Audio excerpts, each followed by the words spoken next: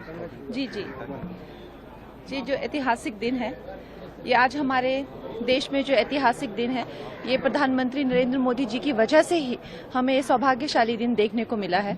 अब आप सोचिए कि इस तरह की कितनी ऐसी व्यवस्थाएं हैं जो देश को जो है आप खुद एक बात, कितनी अविश्वसनीय ये बात है कि कोई चीज क्या इस देश में कानून से बढ़ के हो सकती है, जिस पे कानून ही नहीं है, उसको बिल्कुल इम्यूनिटी मिली हुई है।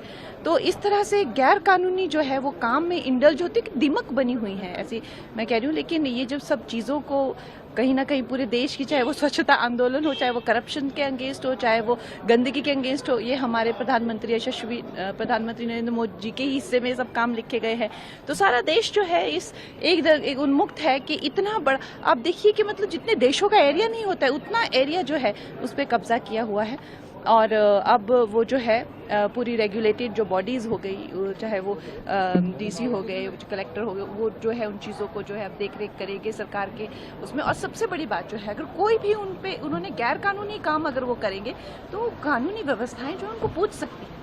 इससे पहले देखिए क्या हालत थी देश की। तो देश ये देख रहा है, समझ रहा है कि चाहे वो कश्मीर हो, चाहे वो अरुणाचल हो, हिमाचल प्रदेश हो, या कोई भी जो काम कितने सालों से रुके हुए थे, वो प्रधानमंत्री नरेंद्र मोदी जी जो है इस देश के लिए कर रहे हैं। जी, लेकिन जिस तरह से अपोजिशन ने कल कहा कि सरकार इस बिल के बहाने जो माइनॉरिटीज हैं उनके संपत्ति पर कब्जा करने की, इंक्रोच करने की कोशिश कर रही है, उनके रिलीजन में दखल अंदाजी की कोशिश कर रही है, उसके बारे में क्या कहना है?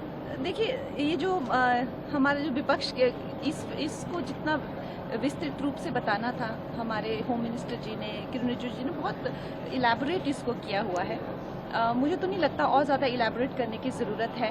लेकिन मोटा मोटा बात यही है कि कोई भी व्यक्ति, कोई भी संस्था, कोई भी धार्मिक संगठन जो है वो कानून से, संविधान से ऊपर नहीं है।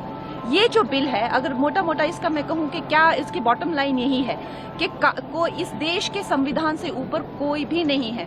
तो ये हमें आज ये सौभाग्य प्राप्त हुआ है कि एक दिमक की तरह जो एक करप्शन जो इसको खा गई थी और देश को खा रहा था, अब हमारा देश इससे भी मुक्त हो जाएगा। धन्यवाद।